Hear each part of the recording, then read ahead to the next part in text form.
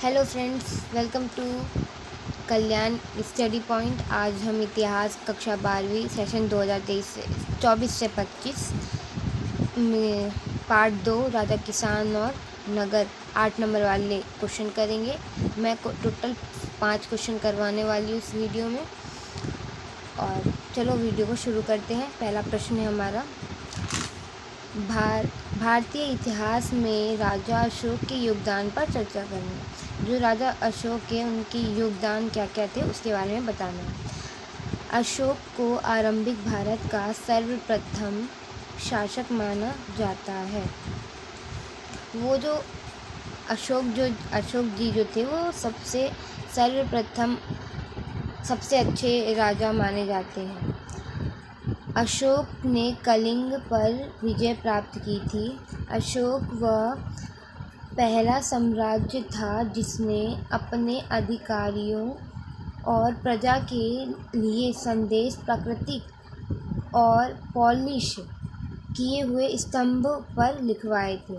ऐसा किसी राजा ने नहीं किया था, इसलिए उनको इतना अच्छा माना जा रहा था। अशोक ने अपने अभिलेखों के माध्यम से धम्म का प्रचार किया था। वो धम्म में उन्होंने बहुत अच्छी अच्छी बातें बताई है, हमें उनका पालन करना चाहिए, किन किन बातों का, हमें बड़ों का सम्मान करना चाहिए, ये सारी बातें उन्होंने बताई हैं। चलो उसे पढ़ते हैं। धम्म के माध्यम से बड़ों के प्रति आदर, संन्यास जो ब्रह्मा गुरु होते हैं, सन्यासियों का हमें आदर करना चाहिए। ब्राह्मणों के प्रति आदर का भाव रखना चाहिए, उनका हमें अपमान नहीं करना चाहिए। दासों के साथ उदारता का व्यवहार रखना चाहिए, उन्हें हमें नीचा नहीं दिखाना चाहिए। दूसरे धर्म हम अपने धर्म को तो अच्छा मानते हैं, पर दूसरे के धर्म की बात आती है तो हम बोलते हैं वैसा है, ऐसा है, ऐसा नहीं करना चाहिए। वो यही बता रहे थे।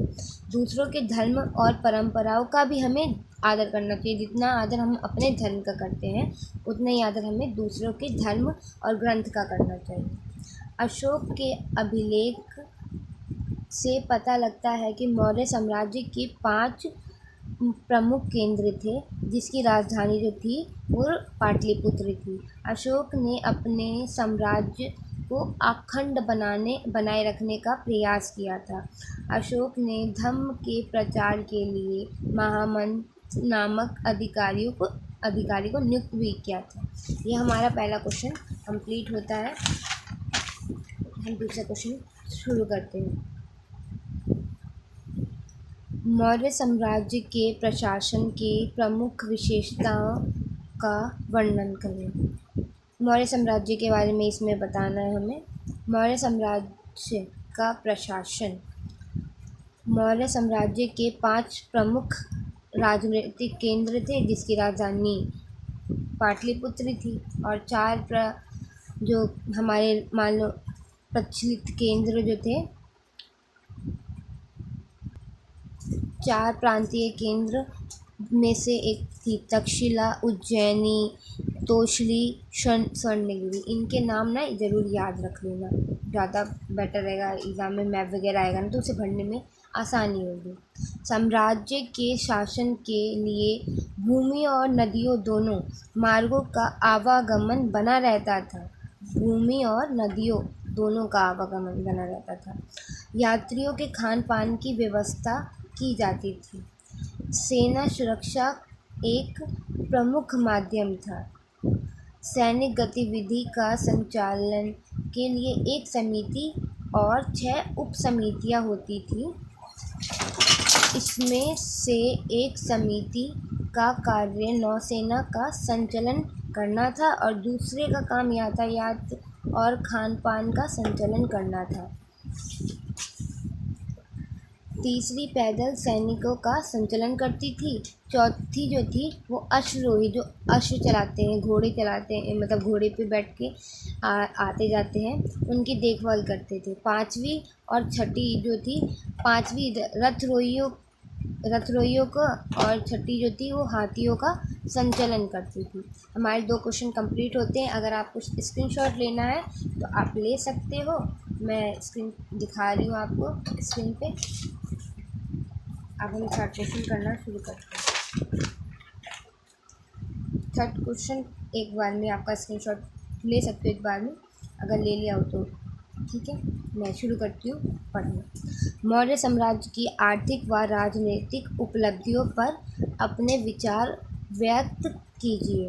मौर्य साम्राज्य की राजनीतिक उपलब्धियाँ। 5 राजनीतिक केंद्र और राजधानी पाटलिपुत्र थी। पहले भी ये क्वेश्चन हमने पढ़ चुके हैं कि ये हमें ना, आप लोग को मतलब ज़्यादातर क्वेश्चन ना मिक्सअप लग रहे होंगे, पर उस सबके आंसर एक जैसे ही होते हैं, बस समझने की क्वेश्चन को एक बार समझ जाना। शासक पश्चिमोत्तर में अफ़गानिस्तान और बलूचिस्तान तक फैला था। शासन पश्चिम में अफ़गानिस्तान से बलूचिस्तान तक फैला था। ध्यान देना बातों पर। मजबूत सैन्य व्यवस्था थी। बेहतरीन गुप्तचर थे, वहाँ के गुप्तचर जो थे वो बहुत अच्छे थे। सैनिक गतिविधि का संचालन के लिए समिति और 6 उप समितियाँ थी, जिसके बारे में आपने अभी पढ़ा था। मौर्य साम्राज्य की आर्थिक उपलब्धियाँ। पहली, वह की मूर्तिकला अद्भुत थी। वहाँ का व्यापार व्यवस्था जो थी वो अच्छा था। वहाँ की कुछ तकनीकी और शिल्प उत्पादन वो जो अद्भुत था। शिल्प उत्पादन जो करते थे, मोती वगैरह बनाते थे मन के, वो बहुत अच्छे थे। सोने के खदान थे, तो इसलिए वहाँ की आर्थिक स्थिति भी बहुत अच्छी मानी जाती है। ये क्वेश्चन नंबर 4 है। इसका स्क्रीनशॉट लेना चाहो तो ले सकते हो। मैं अब पढ़ाती हूँ। अभिलेख क्या होते हैं? इतिहास लेखन में इसका महत्व और सीमा पर तर्क व्यक्त कीजिए।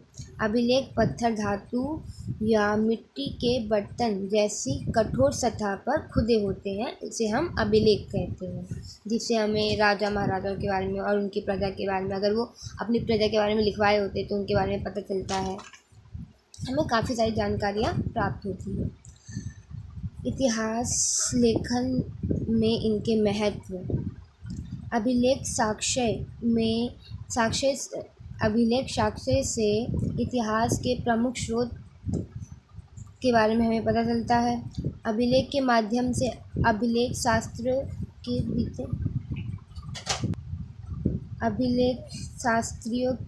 की बीते काल का, भाषा का पता चलता है, समय का हमें पता चलता है।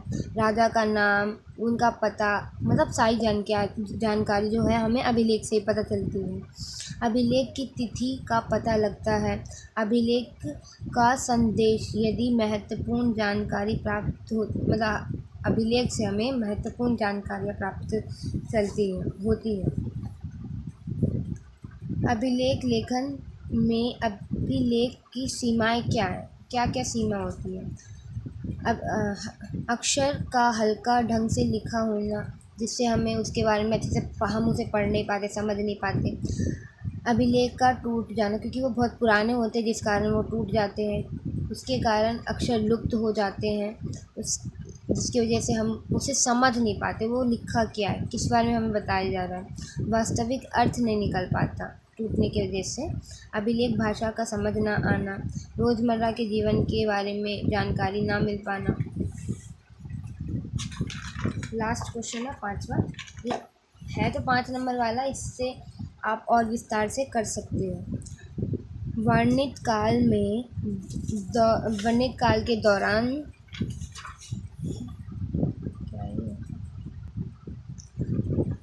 वर्णित काल में जो देहात के जो कौन कौन से प्रमुख बदलाव आए थे उनके बारे में बताना है। इतिहासकारों द्वारा जातक और पंचतंत्र जैसे ग्रंथों में वर्णित कथाओं तथा सीमा इनकी लिपिबद्ध जो थी ना, उनके बारे में हमें पता चलता है। उपज बढ़ाने के लिए लोहे के फल का उपयोग करते थे। बढ़ाने, मैंने मिस्टेक कर दी है, बढ़ाने की जगह बधाने लिख दिया। बढ़ाने के लिए लोहे के फल का उपयोग करते थे, वो लोग प्रयोग करते थे। खेती से जुड़े लोगों में भेदभाव बढ़ता जा रहा था। ये पेंसिल भी टूट गई। भूमि दान के साक्ष्य मिलते हैं। जो पहले राजा महाराजा थे, जो लोग थे वो भूमि दान करते थे, वो भी हमें उन जानकारी प्राप्त होती है। भूमि अभिलेख इस समय में देश के कई हिस्सों में मिले, जो मतलब ऐसा नहीं कि भारत ही में जो राजा महाराजा थे वो भूमि दान करते थे, और भी कई जगह उसका साक्ष्य मिले हैं। आज की वीडियो कंप्लीट होती है। Thank you so much watching my video. Subscribe my channel.